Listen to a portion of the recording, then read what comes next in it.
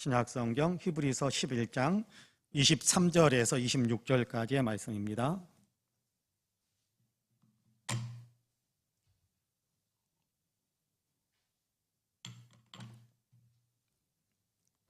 히브리서 11장 23절에서 26절까지 제가 봉독하겠습니다.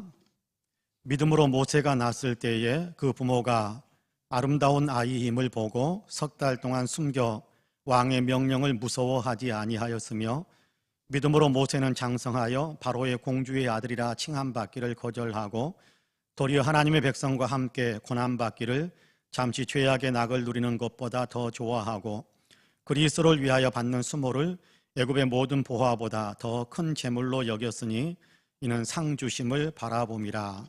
아멘. 이 말씀에 큰 은혜가 있기를 원합니다.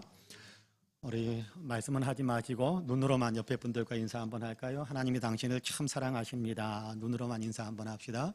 네. 하나님 당신을 참 사랑하십니다. 눈으로만 하는 겁니다. 나도 당신을 사랑합니다. 인사 한번 더 합시다. 눈으로만. 나도 당신을 사랑합니다. 눈으로 한 번 더 인사할까요? 당신 참 괜찮은 사람입니다. 인사 한번 더 합시다. 참 괜찮은 사람입니다. 모 일간지에 한경미화원인 아버지와 작은 고물상을 운영하는 어머니, 그리고 외아들, 이렇게 세 식구가 사는 가정에서 있었던 일에 대한 기사가 실렸던 적이 있었습니다. 어느 날 아들이 고급 상표가 달린 청바지를 사들고 집으로 왔습니다. 부모님은 이상한 생각이 들어서 어디서 돈이 나와서 이렇게 비싼 청바지를 샀느냐 안 샀느냐고 물었습니다마는 아이는 대답하지 않고 그냥 흘려버렸습니다. 며칠 동안 어디서 돈이 나와서 그 비싼 바지를 샀는지 계속해서 다그쳐 물으시자 결국 아들은 버스 정류장에서 손지갑을 훔쳤다라는 자백을 하게 되었습니다.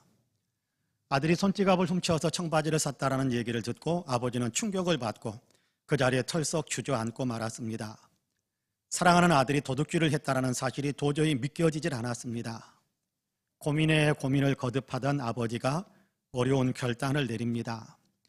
환경이 어렵다고 잘못된 길로 빠져서는 안 된다라고 눈물을 흘리면서 아들에게 말한 후에 이 아버지는 아들의 손을 잡고 경찰서로 데려가 아들을 자수시켰습니다. 그리고 아들은 법정에 서게 되고 아들 때문에 마음 아파하던 아버지는 심장마비로 갑자기 세상을 떠나고 말았습니다. 법정에서 아들은 자기 때문에 돌아가신 아버지를 찾으며 울부짖었습니다. 어머니 역시 울면서 남편의 뜻대로 올바른 사람이 되도록 아들에게 엄한 벌을 내려달라고 판사에게 부탁을 했습니다. 숙연해진 법정에서 판사는 우리는 이처럼 훌륭한 아버지, 그 훌륭한 아버지의 아들을 믿습니다 라면서 불기소 판정을 내렸습니다.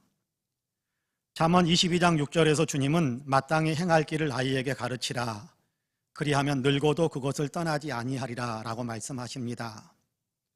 방금 말씀드렸던 그 아버지는 재판을 받고 형벌을 받게 되면 아들이 전과자가 된다는 것을 알면서, 알기 때문에 더 괴롭고 고통스러워하면서 아버지, 어머니는 아들을 바른 길로 이끌어 가고 싶어 했습니다. 그리고 그 괴로움과 고통을 견디지 못하여 자기의 생명이 끊어지게 되었음에도 아버지는 아들을 바른 인생으로 이끌어주고 싶었던 겁니다.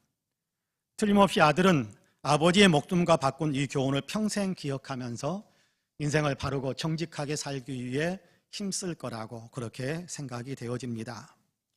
오늘 우리가 읽은 히브리서의 말씀은 모세와 그의 부모에 관한 이야기를 우리에게 들려주고 있습니다. 우리가 잘 아는 대로 모세는 이스라엘 출애굽의 영웅입니다. 하나님께 아름답게 쓰임받은 위대한 믿음의 사람이기도 합니다.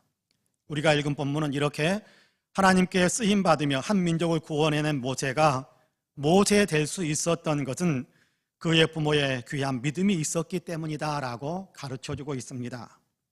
본문은 출애굽기 2장과 그 후의 일들을 간단하게 요약해서 들려주는 내용이기도 한데요, 출애굽기 1장에서는 애굽에 있는 이스라엘 백성들의 숫자가, 노예로 있는 이스라엘 백성들의 숫자가 계속 많아지자 위기의식을 느낀 애굽의 왕이 이스라엘 사람들에게 아들을 낳으면 나일강에 던지라라고 명령을 내렸습니다. 그 명령이 내려진 후에 2장의 이야기가 시작이 되는데 레위 지파의 한 남자가 레위 지파의 한 여자에게 장가들었다라고 이야기합니다. 이 남자의 이름은 아므람이고 여자의 이름은 요게벳입니다. 이 부부 사이에 아들이 태어났는데 잘생긴 것을 보고 부부는 왕의 명령을 어기고 아들을 나일강에 버리지 않았습니다. 3개월 동안 숨겨서 키웠는데 더 이상 숨길 수 없게 되자 이분들은 갈대로 상자를 만들어서 그 안에 아이를 담아 나일강 기슭 한쪽에 내려놓았습니다. 이 갈대 상자에 든 아이를 애굽의 공주가 발견하고 건져내서 자기의 아들로 받아들이게 되는데 이 아이의 이름이 모세입니다. 가만히 생각하면 자칫 역사 속에 이름도 올리지 못한 채 태어나자마자 강물에 던져져서 그 이름도 붙여지지 못한 상태에서 사라질 수도 있었는데 목숨을 건 부모님의 사랑으로 아이는 생명을 건졌고 그리고 장성하여서 하나님의 손에 붙들려 위대한 일을 감당할 수 있는 사람이 되었던 것을 우리가 알게 됩니다. 모세가 이렇게 하나님께 쓰임받는 사람이 될 수 있었던 것은 그의 부모 아므람과 요게벳이라는 그 요람이 있었기 때문에 가능했던 겁니다. 본문 히브리서 11장에서는 그 부모가 했던 일을 가리켜서 믿음으로라고 표현하고 있는 것을 보게 됩니다. 믿음으로 양육했다라는 겁니다. 믿음으로 했다라는 겁니다. 믿음으로 모세를 양육했던 그 부모의 믿음을 이제 함께 살펴보려고 하는데요. 바라기는 말씀을 나눈 우리 모두에게 하나님의 은혜가 더 풍성하게 임하기를 주님의 이름으로 간절히 축복합니다. 첫째로 이 부모는 믿음으로 자식을 보았다. 자식을 볼 때 믿음으로 보았다. 믿음을 가지고 있는 사람이라서 그 믿음의 눈으로 자식을 보았다. 그렇게 이야기하고 있습니다. 자녀를 볼 때 하나님을 믿는 믿음의 눈으로 보았다라는 겁니다. 이런 본문 23절 말씀을 같이 한번 읽어보겠습니다. 23절 같이 읽습니다. 시작. 믿음으로 모세가 낳았을 때에 그 부모가 아름다운 아이임을 보고 석 달 동안 숨겨 왕의 명령을 무서워하지 아니하였으며. 할렐루야. 모세가 태어났을 때 그의 부모는 믿음으로 아이를 보았다. 그렇게 말씀하고 있는 겁니다. 하나님을 믿는 믿음으로 보았다는 것이요, 하나님을 믿는 믿음으로 보았다라는 것은 하나님이 보시는 것처럼 보았다라는 그런 의미가 있는 겁니다. 하나님께서 아이를 보시는 것처럼, 하나님께서 사람을 보시는 것처럼 그렇게 보았다라는 거지요. 여러분, 하나님께서 사람을 어떻게 보십니까? 하나님께서 세상을 창조하실 때 6째 날에 사람을 만드시고 심히 좋다 그렇게 말씀하시는 것을 우리가 읽습니다. 첫 번째 날, 두 번째 날 계속해서 5째까지는 하나님께서 만드신 것을 보고 좋았더라 라고 말씀하셨는데 사람을 만드신 6째 날에는 심히 좋았더라 그렇게 표현하고 있습니다. 정말 좋다, 너무 좋다, 야 환상적이야, 예술이야, 정말 아름다워 라고 감탄하신 겁니다. 하나님께서 만드신 사람은 정말 아름다운 존재입니다. 믿음으로 본다라는 것은 바로 이렇게 하나님이 보시는 것처럼 보는 겁니다. 모세를 바라보는 그 부모의 눈에 아이는 정말 아름다운 존재였습니다. 아름답고 사랑스럽고 그리고 사랑해 주어야 할 그런 존재로 보았다라는 겁니다.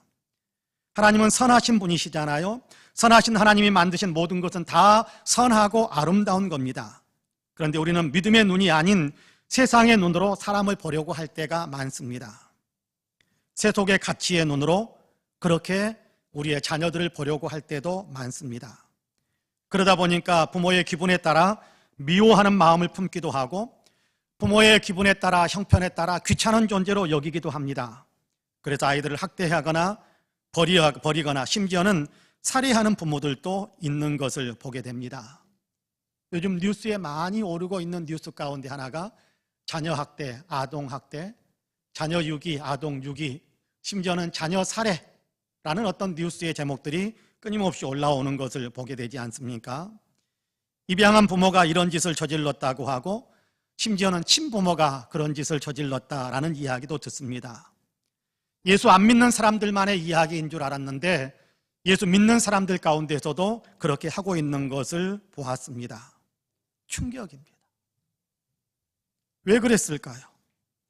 믿음으로 보지 않았기 때문입니다. 믿음의 눈으로 보았다면 자식들이 너무나도 사랑스럽게 보였을 텐데 믿음의 눈이 아닌 세속의 눈으로 보니까 귀찮게 느껴지고 못나게 보여지고 없었으면 좋겠다라는 생각까지 밀려들었던 겁니다. 그러다 보니까 아무렇게나 함부로 대해도 되는 것처럼 생각하고 그렇게 대하고 내 기분 내키는 대로 대해도 되는 것처럼 생각하고 그렇게 취급해버린 겁니다. 그래서는 안 되는 거지요. 믿음으로 보아야 하는 겁니다. 생명은 하나님의 것이요 자식은 여호와 하나님께서 주신 선물이라고 이야기합니다. 하나님께서 이 귀한 생명을 아름답고 귀하게 사랑으로 잘 양육하도록 우리에게 맡겨주셨다라는 얘기를 성경은 우리에게 가르쳐주고 있지 않습니까? 믿음의 사람은 자녀들을 그렇게 보아야 하는 겁니다. 믿음의 사람들은 자녀들을 그렇게 대해 주어야 합니다.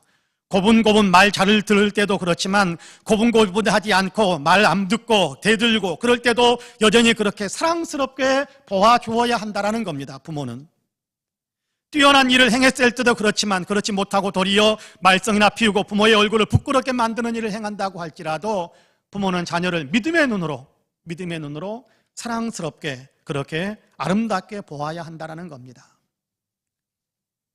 제가 동강교회에서 청소년부 산 전도사를 할 때 말썽을 많이 부리는 형제가 있었습니다. 중고등 학생 가운데서요. 부모님 말씀 안 듣죠.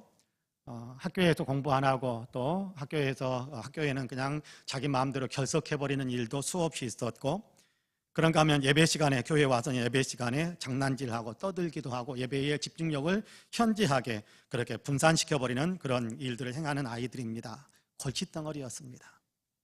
그 어머니가 박 집사님이신데 두 아들을 놓고 정말 열심히 기도했습니다. 힘든 바느질 일을 하시는 분이신데 자주 밤을 새워가면서 일하셨어야 했는데도 불구하고 새벽 기도에 빠지지 않고 참석해서 기도하셨습니다. 밤새워서 일하고 피곤하실 텐데 새벽에 또 기도하러 나오는 것이 힘들지 않느냐고 여쭈었더니 이런 말씀을 하시는 겁니다. 전도사님, 우리 아들들이 효자예요. 이놈들이 말썽을 안 부리면 내가 기도도 안 할 텐데 말썽을 부려주는 바람에 제가 새벽에 기도의 제단을 쌓고 있습니다. 이놈들이 지 엄마 새벽 기도 안 할까 봐 말썽을 부려주니 이놈들이 기도하게 만들고 있으니까 효자지요, 효자. 그러면서 빙그레 웃으면서 집으로 돌아가시는 모습을 본 적이 있습니다. 믿음으로 아들들을 보는 것입니다. 하나님께서 주신 선물로 보는 거지요. 말썽을 피우느냐 아니냐가 기준이 아니었습니다. 하나님께서 우리 가정에 보내주시는 선물 그렇게 보는 것으로 그렇게 기준을 삼고 아이를 늘 지켜보고 있는 겁니다. 그러므로 이래도 예쁘고 저래도 사랑스럽게 여긴 겁니다. 물론 야단도 많이 치시고 따끔하게 혼내시는 모습도 봤습니다. 그럼에도 야단치고 혼낼 때도 사랑의 마음을 잃지 않고 야단치고 혼낸다라는 사실을 알 수 있었습니다. 이렇게 사랑을 먹고 자란 두 아들이 지금은 지극한 효자가 되었습니다. 어엿한 가정을 꾸린 가장이 되었고 교회에서는 집사로 열심히 봉사하고 있고 사회에서는 자기 역할을 잘 감당하는 훌륭한 시민으로 살아가고 있습니다. 믿음으로 자녀를 대하면서 믿음으로 자녀를 보면서 그렇게 사랑으로 그렇게 끝까지 아낌없는 사랑을 쏟아 부어주니까 자녀들이 도리어 잘 되어지는 방향으로 성장하게 되더라는 겁니다. 믿음으로 자녀를 보셔야 합니다. 믿음으로 사랑스럽게 보셔야 합니다. 바라기는 저와 여러분 우리 모두가 다 이렇게 자녀를 항상 믿음으로 사랑스럽게 보아주시기를 주님의 이름으로 간절히 축복합니다. 둘째로 믿음으로 두려움을 극복하며 양육합니다. 믿음으로 두려움을 극복해내면서 자녀를 양육하는 것을 보게 됩니다. 아이를 키우면서 겪게 될 일들에 대해 무서워하지 않았다라는 겁니다. 본문 23절 말씀을 여러분 다시 한번 같이 읽어볼까요? 23절 다시 한번 같이 읽어봅니다. 시작. 믿음으로 모세가 낳았을 때에 그 부모가 아름다운 아이의 힘을 보고 석 달 동안 숨겨 왕의 명령을 무서워하지 아니하였으며. 할렐루야. 부모가 왕의 명령을 무서워하지 않았다라고 합니다. 왕의 명령을 무서워하지 않고 믿음으로 양육했다, 그렇게 이야기하고 있어요. 구약성경 출애굽기를 보면 모세가 태어날 당시 이스라엘 백성들이 애굽 땅에서 노예 생활을 하고 있었는데 애굽왕은 이스라엘 백성들의 숫자가, 노예의 숫자가 점점 많아지니까 위기의식을 느끼면서 이스라엘 백성들의 숫자가, 노예들의 숫자가 더 많이 늘어나지 못하도록 막기 위해 아들이 태어나면 나일강에 버려라라고 명령을 내렸습니다. 씨를 말리기 위해서.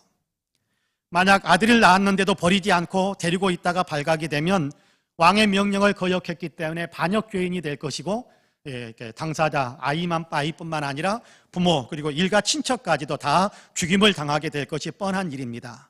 그래서 이스라엘 사람들은 아들이 태어나면 나일 강물에 버리는 일들이 많아졌습니다. 그러나 모세의 부모는 달랐습니다. 모세의 부모 아므람과 요게벳은 아들을 강에 버리지 않고 숨겨서 키웠습니다. 왕의 명령을 거부한 거지요. 믿음으로 그렇게 했다라고 오늘 우리가 읽은 23절에서는 가르쳐주고 있습니다. 하나님을 믿는 믿음으로 왕의 명령의 무서움을 이겨냈다라는 겁니다. 자녀를 주신 하나님의 목적은 강물에 버리라고 주신 것이 아니라 사랑하면서 잘 양육하여 이들로 하여금 훌륭한 역군들이 되게 만들어라라는 그런 목적으로 자녀를 주셨다라는 사실을 믿었기 때문에 왕을 두려워하는 마음보다 하나님을 경외하는 마음을 더 크게 가져서 그들은 아들을 강물에 버리지 않은 것입니다. 하나님을 향한 두려움, 하나님을 경외하는 마음이 있으면 세상의 왕이나 세상의 것에 대한 두려움을 극복할 수 있게 되는 겁니다. 부모는 그렇게 했다고 이야기해요. 예수님은 마태복음 10장 28절에서 이런 말씀을 우리에게 하시기도 합니다. 몸은 죽여도 영혼은 능히 죽이지 못하는 자들을 두려워하지 말고 오직 몸과 영혼을 능히 지옥에 멸하실 수 있는 일을 두려워하라. 누가복음에서 이 말씀을 좀 더 쉽게 설명을 해주고 있습니다. 풀어서 설명을 해주기도 합니다. 너희가 정말 두려워해야 될 대상을 내가 너희에게 가르쳐주겠다. 육신만 죽이고 영혼은 어떻게 더 이상 해를 가할 수 없는 사람들을 두려워하지 말고 육신도 죽이고 영혼까지 죽일 수 있는 그 하나님을 너희가 더 두려워할 줄 알아야 된다. 하나님에 대한 두려움이 세상을 향한 두려움보다 더 커야 된다. 세상의 권위에 대한 두려움보다 하나님을 향한 경외하는 마음이 더 커야 된다. 예수님은 그렇게 말씀하셨습니다. 그렇습니다. 믿음은 하나님을 두려워할 줄 아는 마음을 갖는 것이고 하나님을 경외할 줄 아는 마음을 갖는 겁니다. 모세의 부모는 이 믿음을 가졌습니다. 하나님이 주신 생명이기에 하나님의 뜻대로 돌보고 양육해야 한다는 마음을 가진 거지요. 아들을 강에 버리라는 왕의 명령을 거역하면서 하나님의 뜻대로 아이를 그렇게 키우기 위해 아이의 생명을 버리지 않고 돌보며 양육한 것입니다. 오늘 우리에게도 이런 마음이 있어야 된다고 저는 믿습니다. 물론 우리 시대에는 누가 아이를 강물에 버려라라고 명령하는 사람도 없고 또 그렇게 하는 일이 있어서도 안 되겠습니다만 그런 일이 없습니다. 그럼에도 자녀를 양육하다 보면 겪게 되는 압박감, 부모로서 느끼는 압박감은 참으로 많습니다. 대표적인 것 가운데 하나가 공부 문제가 아닐까라는 생각을 해봅니다. 아이의 친구들은 주일에도 과외를 받거나 학원에 갑니다. 근데 내 아이는 교회 간다고 아침에 가면 해가 지도록 안 들어옵니다. 그러면 신앙을 가진 부모가 초조해지지요. 이러다가 내 아이가 친구들에게 뒤처지게 된 것은 아닐까라는 두려움. 그러면 좋은 대학에 못 가게 될까라는 생각, 그러면 성공하지 못할 거라는 생각, 이런 생각들이 두렵게 만들고 무섭게 만들고 그것이 마음을 사로잡을 때가 많습니다. 그때부터 속에서 은밀하게 내 아이도 교회 가지 않고 공부한다고 했으면 좋겠다 라는 생각이 밀려들기 시작하죠. 교회는 좋은 대학에 들어간 후에 다녀도 될 텐데 하는 마음이 밀려듭니다. 그리고 마침내 주일에도 교회가 아닌 학원으로 아이의 등을 떠밀어 버리기 시작하는 그런 일들이 많이 있습니다. 두려움이 있는 겁니다. 내 아이가 잘못될 것 같다라는 두려움, 잘못된 아이, 내 뒤처지는 아이의 부모가 된다라는 것이 받아들여지지 않는 그런 두려움, 무서움이 마음에 밀려드니까 마침내 주일에도 교회가 아닌 학원으로 아이의 등을 떠밀어 버리기 시작하는 거지요. 아이의 영혼을 영적인 나일강에 던져버린 것과 같은 것입니다. 공부만이 아닐 것입니다.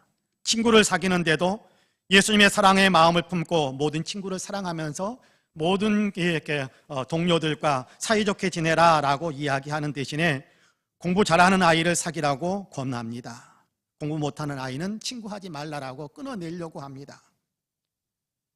뭔가 도움이 될 만한 친구 그리고 도움이 안 되는 친구를 구별해서 차별하도록 종용하기도 합니다.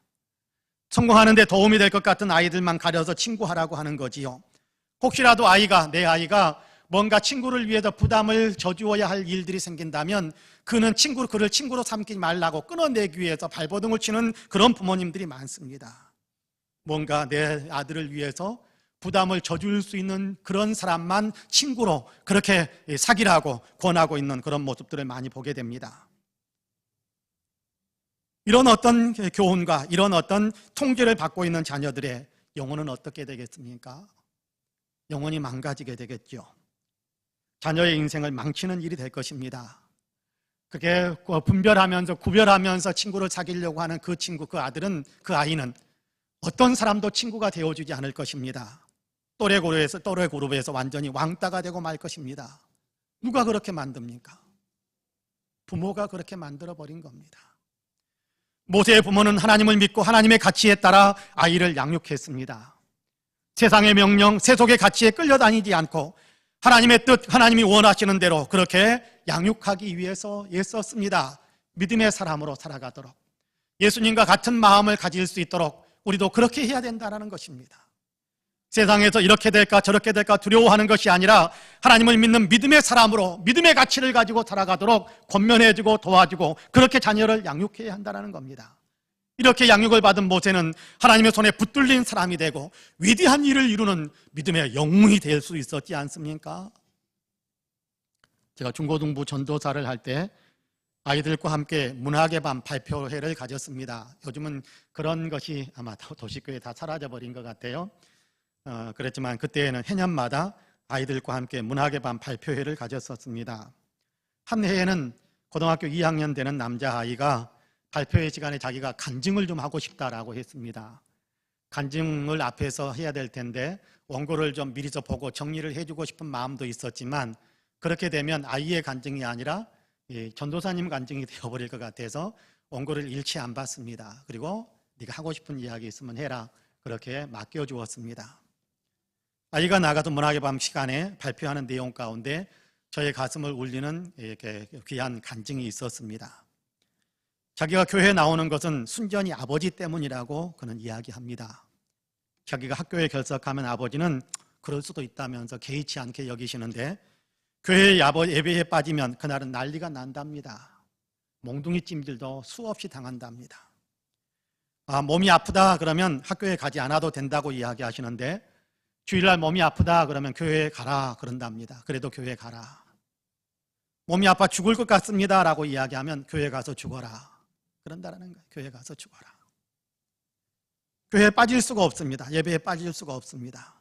그래서 자기는 교회에 나올 수 있게 되었고 지금도 계속해서 교회에 나오고 있다. 순전히 아버지 때문입니다. 그렇게 이야기합니다. 그러면서 마지막에 그래도 그렇게 믿음 생활을 할 수 있도록 자기를 그렇게 이끌어 주시는 그 아버지를 나는 너무 존경합니다 라는 말을 하면서 그의 간증을 마무리하는 것을 들었습니다.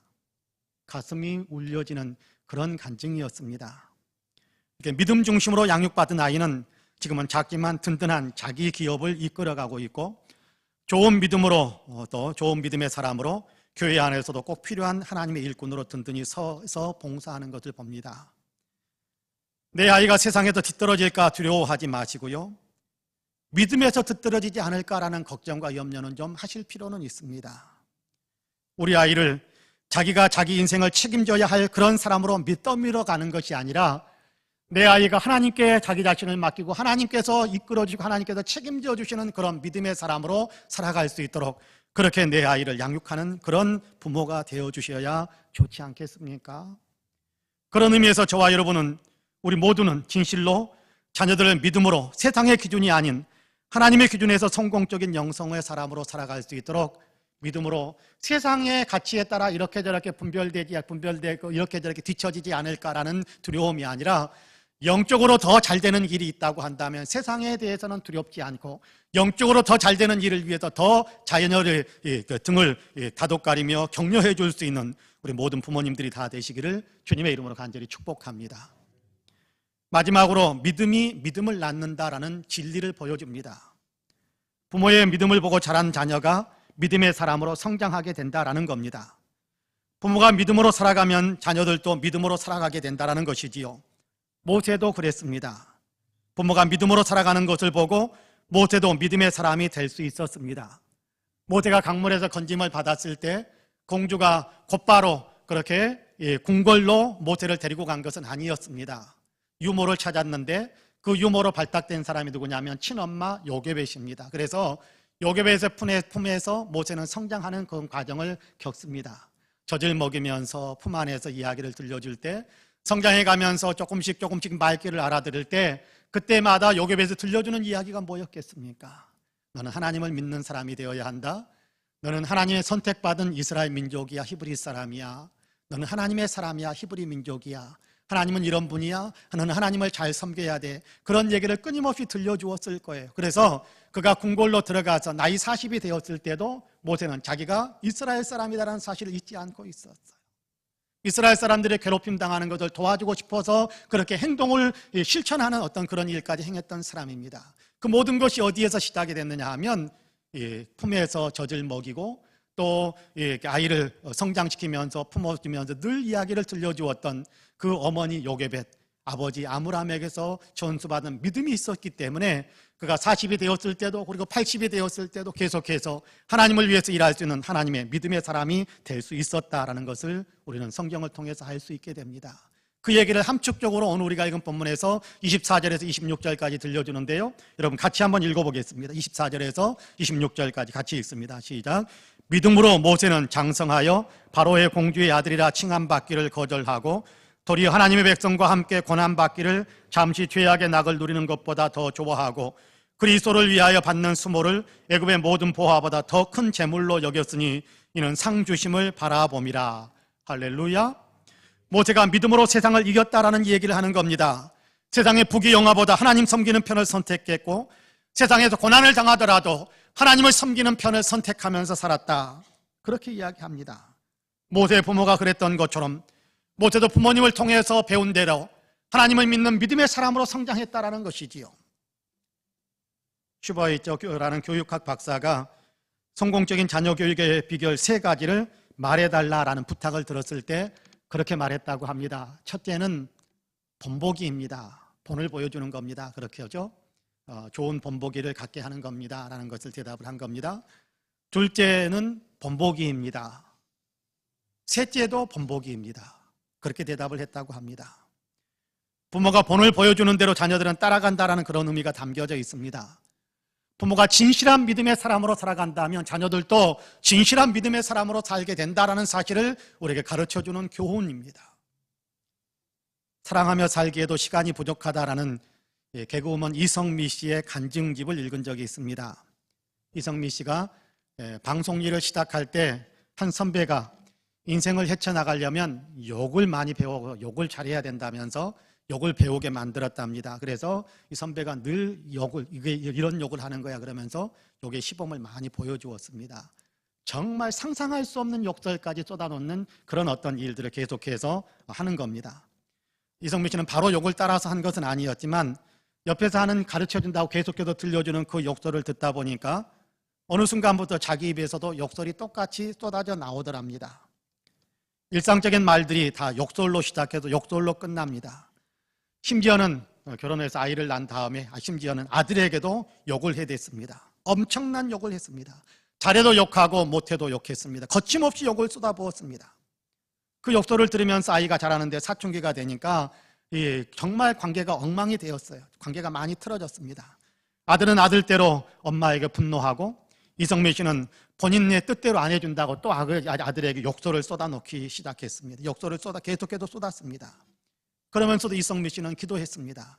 기도하면서도 욕을 하는 거예요. 하나님, 아들 좀 변화시켜 주세요. 아들 좀 변화시켜 주세요. 이놈의 새끼가 이렇게 말썽을 부리니 제가 어떡합니까? 하나님, 이놈 좀 바꿔주세요. 변화시켜 주세요.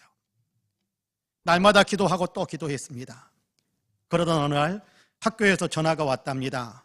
아들이 수업이 안 들어왔다는 겁니다. 화가 치밀어서 올라가서 봤더니 아들이 이렇게 방 안에서 자고 있습니다. 방문을 걷어차고 들어가 소리쳤습니다. 야, 너 왜 수업 안 가서 학교에서 매번 전화 오게 해? 너 때문에 내가 창피해서 못 살겠다. 한심한 놈, 넌 뭐가 되려고 그러니? 넌 뭐가 되려고 그러니? 쓰레기 같은 놈아, 너는 아무 쪽에도 못 쓴다. 아무도 생각 없이 더 심한 욕설까지 막 쏟아뱉는데 갑자기 마음을 쿵 하고 내려앉게 만드는 한마디가 마음에서 울리더랍니다. 네 아들, 네가 말하는 대로 그렇게 만들어줄까? 네 아들, 네가 그렇게 욕설을 쏟아붓는 그대로 네 아들 만들어줄까? 라는 아마 성령의 음성이겠죠. 그 순간 자기가 퍼부었던 욕설들과 연상된 끔찍한 그림이 이성미 씨 머리를 스쳐 지나갑니다. 미친 개. 피 흘리며 쓰러진 모습, 엉망진창인 아이의 모습이 떠올라 몸이 부르르 떨렸습니다. 아들에게 밥 먹고 학교 가라 라고 이야기하고 자기 방에 들어가서 몸부림을 쳤습니다. 그리고 울부짖으며 기도했답니다. 하나님, 잘못했습니다. 몰랐어요. 내 아들이 그동안 내가 말한 대로 됐다면 저 아이는 지금 이 세상에 살고 있지 못할 겁니다. 내가 17년 동안 욕한 대로, 그렇게 내가 17년 동안 쏟아부었던 그 욕한 대로 되었다면 내 아이는 미친 개가 되어 있을 거라고, 길바닥에 피 흘리며 죽었을 거라고, 정신병자가 되었을 거라고. 하나님, 저를 용서해 주세요. 내 안에 분노 때문에 뱉어낸 말입니다. 잘못했어요. 다시는 욕을 하지 않겠습니다. 하나님, 저를 용서해 주세요. 변화될 변화될 사람은 내 아들이 아니라 사실은 내가 변화될 사람이었습니다 라면서 회개를 했답니다. 그렇게 회개한 후로는 정말 다시는 아이에게 욕을 하지 않았답니다. 욕을 하지 않게 되자 아이가 더 긴장하더니 엄마 주위를 빙빙 돌면서 눈치만 보더랍니다. 한 일주일 동안 그러더니 마침내 못 견디겠다라는 듯이 엄마에게 물었대요. 엄마, 나 물어볼 게 있는데 왜 욕 안 해요? 아들이 엄마한테 존댓말 하는 법이 없는데 왜 욕 안 하세요? 존댓말까지 써가면서 묻더랍니다. 이성미 씨는 하나님께서 두려운 마음을 주셨단다. 내가 욕한 대로 내가 될까 봐 두려워서 이제 엄마는 욕 안 하기로 했어 라고 대답해 주었답니다. 엄마가 변한 겁니다. 그러자 아들도 변화되기 시작하더랍니다. 얼마 후에 둘째인 딸에게 야, 오빠 밥 먹으라고 해라 그러자 오빠 방에 들어갔다가 오빠 방에 갔다가 나온 딸이 화들짝 놀란 눈이 동그래진 모습으로 뛰어오더니 엄마 큰일 났어. 엄마는 큰일이 난 줄 알고 왜 무슨 일인데 그래 왜? 오빠가 공부를 해. 뭘 해? 공부를 해? 그렇게 시켜도 안 하던 공부를 스스로 하기 시작하고 있다는 겁니다. 엄마가 변하니까 아들이 변하는 거지요. 늘 새벽기도에 다니시던 분이라 어느 날도 새벽기도에 나가려고 하는데 아들이 같이 가겠다고 따라 나서더랍니다. 왜 그러는데? 라고 물으니까 아들이 이렇게 말하더라는 거예요. 엄마처럼 지랄 맞은 여자도 변화되는 것을 보니까 하나님이 진짜 있는 것 같다면서 그래도 자기도 하나님 믿고 기도하기 시작하겠다고, 나도 기도해보고 싶다고 그러면서 새벽기도에 따라 나서서 같이 기도하는 사람이 되더라는 겁니다. 엄마가 진짜 믿음의 사람으로 변화되니까 아들도 믿음의 사람으로 변화된 겁니다. 그리고 그 아들은 아무래도 하나님께서 나를 목회자 되게 만드시는 것 같다라고, 목회자의 길로 이끄시는 것 같다라고 신학 공부를 지금 시작해서 하고 있는 중이라고 합니다. 그렇습니다. 믿음이 믿음을 낳습니다. 불신앙은 불신앙을 낳습니다. 모세의 부모가 믿음으로 서니까 모세도 믿음의 사람이 되었습니다. 이성미 씨가 진짜 믿음의 사람으로 변화되니까 아들도 진짜 믿음의 사람으로 변화되었습니다. 우리가 더 믿음의 사람으로 그렇게 변화된다면, 우리가 더 믿음의 사람으로 그렇게 성장해 간다면, 우리가 더 믿음의 사람다워진다면 우리의 자녀들도 진짜 하나님을 믿는 믿음의 사람으로 변화될 것입니다. 그렇습니다. 믿음이 믿음을 낳습니다. 우리가 믿음에 든든히 선다면 우리의 자녀들도 믿음의 사람이 되어 하나님의 일에 쓰임받는 사람이 될 것이고 하나님의 복을 받는 사람들이 될 것입니다. 믿음으로 본을 보이는 양육을 하셔야 합니다. 사랑하는 성도 여러분, 가정의 달입니다. 여러분의 가정이 믿음의 가정이 되기를 축복합니다. 여러분의 자녀들이 믿음의 사람들이 되기를 축복합니다. 그러기 위해서는 믿음으로 자녀들을 양육해야 합니다. 하나님이 내 아이를 보는 것처럼 우리 아이를 하나님께서 세상에 보내시고 그 아이를 보면 하나님께서 뭐라고 그러셨겠어요? 야, 좋다. 내 아이를 보면서 하나님께서는 좋다. 참 좋다. 그렇게 말씀하시는데 나는 내 아이를 어떻게 보고 있나요? 하나님의 눈으로 내 아이를 보는 겁니다. 세상의 이런저런 일들, 세상의 가치나 방법들, 그런 것들에 대한 두려움이 아니라 오히려 하나님을 섬기는 자리에서 떨어질까 봐 두려워하는 마음으로 도리어 믿음의 가치관을 심어주면서 그렇게 자라도록 양육하는 겁니다. 더 나아가 진짜 믿음의 사람이 되려면, 내 아이가 진짜 믿음의 사람이 되게 만들려면 내가 먼저 진짜 믿음의 사람으로 변화되어야 합니다. 오늘 우리의 마음이 내가 진짜 믿음의 사람으로 새로워져서 믿음의 귀한 본을 내 자녀에게 보여주겠다라는 아름다운 결단으로 새로워질 수 있게 되기를 주님의 이름으로 간절히 축복합니다. 아멘. 기도하겠습니다. 은혜로우신 아버지 하나님, 감사합니다. 오늘도 우리를 사랑하시어서 주님 앞에 서게 하시고, 이렇게 예배당에서 또는 유튜브 영상을 통해서 우리 하나님의 말씀을 함께 나누며 우리의 마음을 하나님 앞에 활짝 열 수 있게 하셔서 감사합니다. 나를 부모 되게 하신 것은, 우리에게 자녀를 주시고 우리에게 또 후손들을 주신 것은 하나님의 눈으로 그를 보고 하나님의 사람으로 양육하며 진짜 믿음의 사람으로 성장하는 데 돕고 또 그 일을 잘 감당하게 하심인데, 하나님, 우리가 세상의 가치에 물들어서 영적인 가치를 버리고 하나님 세상의 가치대로 우리 아이들을 등 떠밀던 적이 얼마나 많았는지 모릅니다. 주님, 긍휼히 여기시고 용서하시고 이제 믿음으로 잘 양육하여 우리의 자녀들이 진짜 믿음의 사람으로 하나님께 붙들리고 하나님께서 책임져 주시는 하나님의 사람으로 온전히 성장하도록 돕는 그런 역할들을 잘 감당하도록 우리에게 은혜를 더하여 주옵소서. 예수님의 이름으로 기도합니다.